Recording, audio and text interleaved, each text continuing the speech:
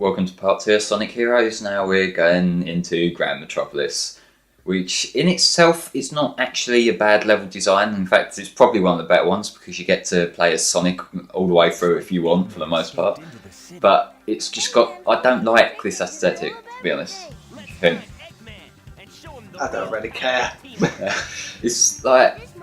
What they're trying to do is they're trying to recreate the kind of classic style where there's like really distinct themes and you sort of jump between them. But what that does is it means that... It sort of looks really blocky as fuck, even for like a GameCube game. It's kind of... Well, it looks worse in the PS2 version. I was watching Dr. Corporal British play it on his stream, and because he's got the PS2 version, and like them roads, the blue roads that you run along, they're semi-transparent in this, whereas they're a lot more like kind of coloured in the PS2 one. Yeah. And there's something else with the video, like the graphical quality in the PS2 one, because also in this version, each character's got like their own shadow, whereas in the PS2 one, it's just a circle underneath each character model. It's almost like there's a console generation difference between them. Sonic Heroes are what? Were they both on the GameCube and PS2 at the same time? Yeah. It's I was just wondering if they like sort of ported it like they did with Sonic Adventure 2, because they did Dreamcast originally, didn't they? And then they done Battle, which was ported into GameCube. Yeah, and with this, I think it was one of them cases where it was originally developed for the GameCube and then ported over to PS2 like before it got released. So. And that happens a lot with Which could explain why it's like aesthetically slightly different from GameCube. Well, no, what a lot of that comes down to is that the GameCube's actually a more powerful console than the PS2 is. So, like, there's certain things that probably wouldn't run smoothly, but I'm not sure how much of that is the console and how much is Sonic Team being lazy. So I know one of the things. It's a shame the GameCube didn't do as well though, because I think it was great. It was like a great console. Yeah, I think with the GameCube is that there weren't that many games for it, but the ones that there were like really good. People love them. Yeah. So it's like if you love the games that are there, then you're gonna love it to pieces. But it's not the sort of thing that you can like maybe recommend to most people who had the PS2 at the time. It's like Luigi's Mansion 2. Not a lot of people like it, but I'm looking up again. But saying that though, it had a bad reception, but it was the highest selling game on the GameCube. I think it was. I'm not sure. It was a launch game, wasn't it? Yeah. Yeah. In Japan. So camera, hi. It's something. Sometimes I know camera's never been good in Sonic, but sometimes you get like really bad shots, and you think, camera, come on, be nice to me.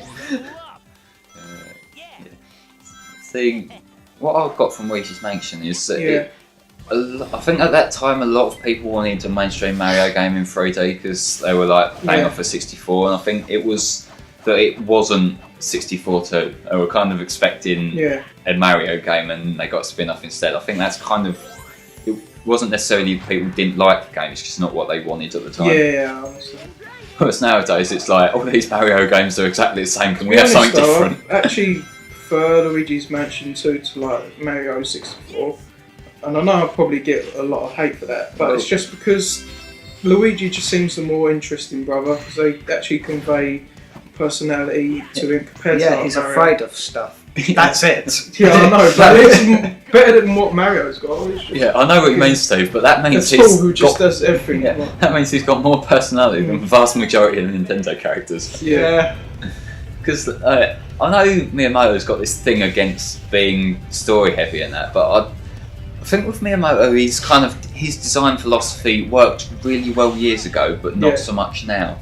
And I think I know a lot of people didn't take to Galaxy 2 too well because it was like throwing out the one bit of plot that Galaxy had. Yeah. So it's kind of like nowadays you do kind of need some story. Like obviously with a game like Mario, you don't want the story being the driving factor of the game, but you kind of need something for a bit of flavour, and I think that's what a lot of Mario's losing now. Yeah.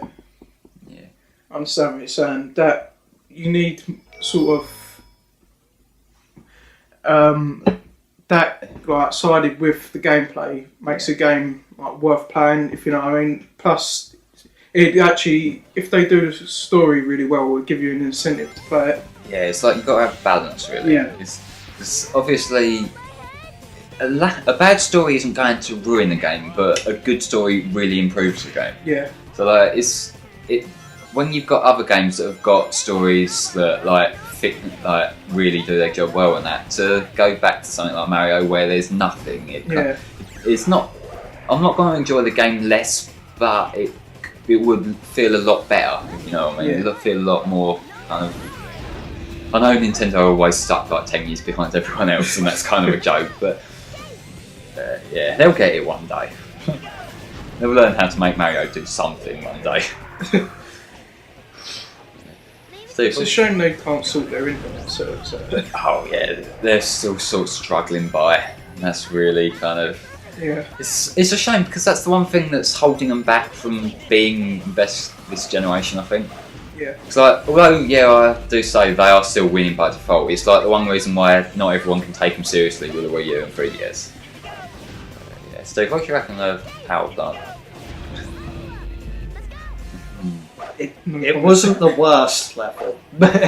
There's one section at the end that can go fuck itself, but we'll get to that in probably about half an hour with this game's pacing. Yeah. It feels too generic power plant sort of place. You've got to have like little bits of subtlety with these games, as opposed to here's the power plant place. Is it the jungle level that's after this one? No, after this I think it's bingo.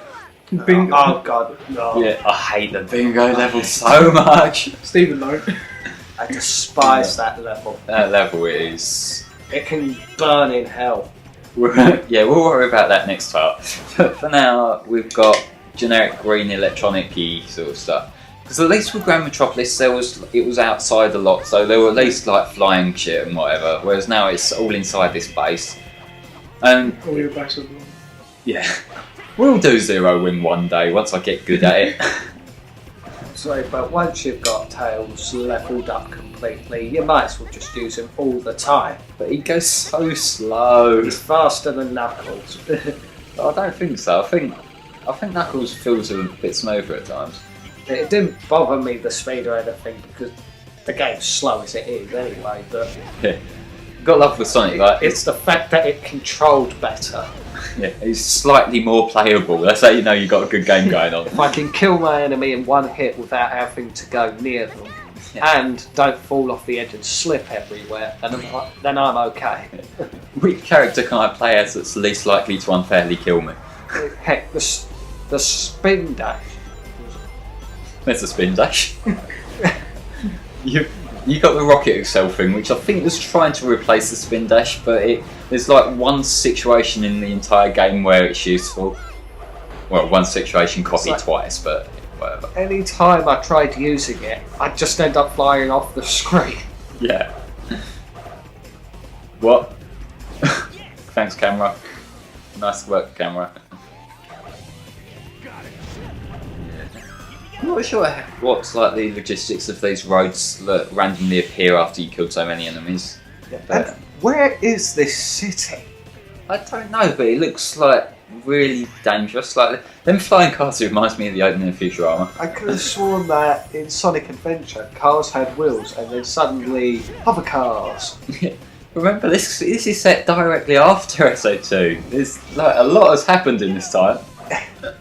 Weird. In Shadow the Hedgehog, there's cars with wheels. This series can't make up its fucking mind. Let's not remember, was it only 3 years that Unova had a complete overhaul? Nice going, Pokemon. And then we go to Kalos, and Ash is 10 years old. Did they actually reconfirm them as being 10 at the start of X and Y? Because I know they did at the start of Black and White. It felt like really preposterous there, but like just age him up a little bit. We're not asking for like real time sort of time, but it's just at this point you can't buy that everything he's done's happened in a year.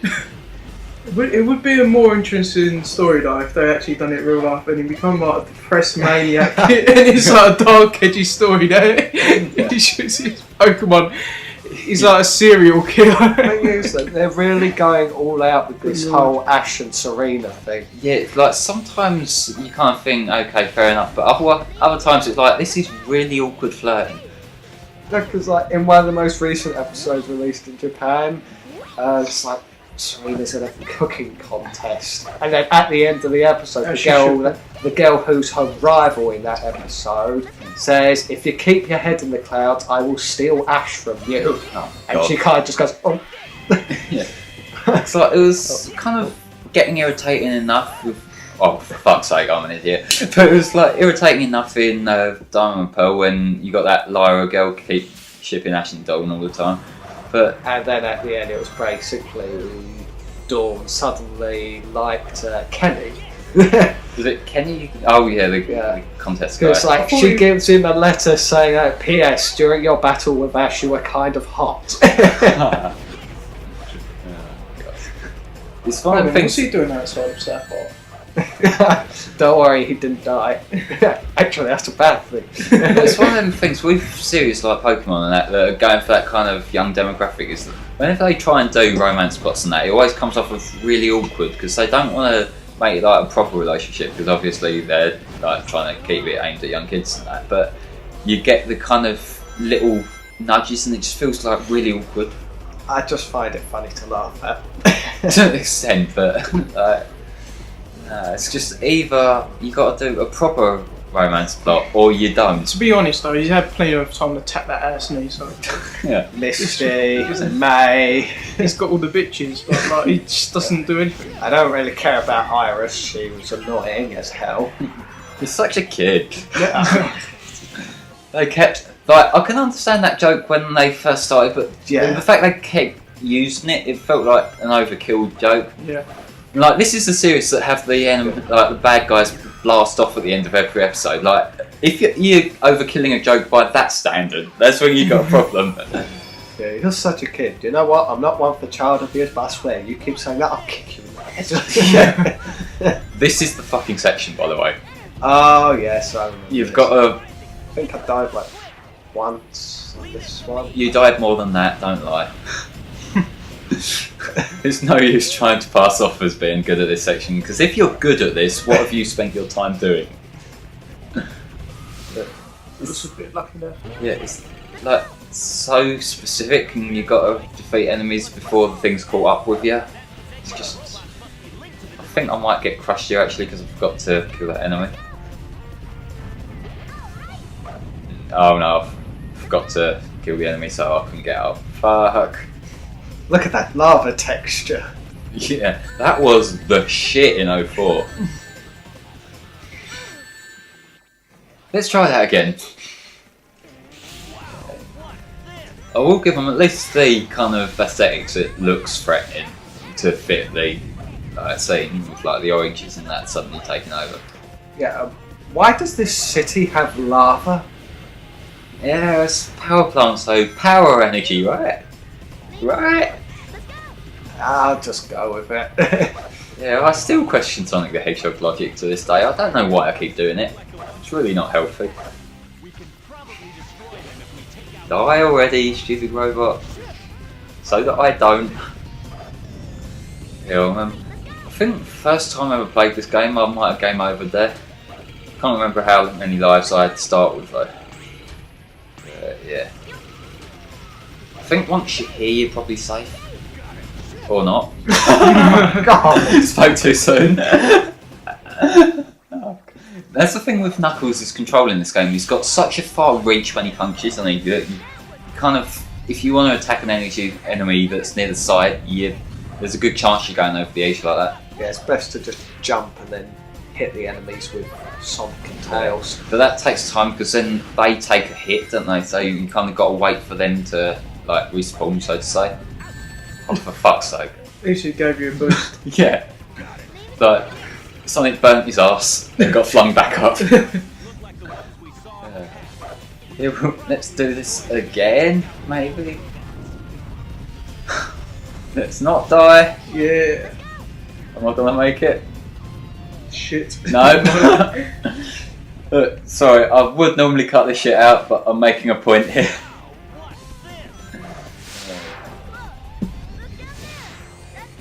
So, what take is this now? I've lost 4. count. Is it 4? I'm pretty sure. Yeah. Oh, for fuck's sake. Yeah, I suck at video I games a think lot. I may have just gotten lucky when I did this level. Yeah, maybe. It's like, sometimes when I play this level, I can just get it, but other times this happens. Yeah. Kill the robot, I'm going through the motions at this point. Hopefully this will be the good one. Hopefully.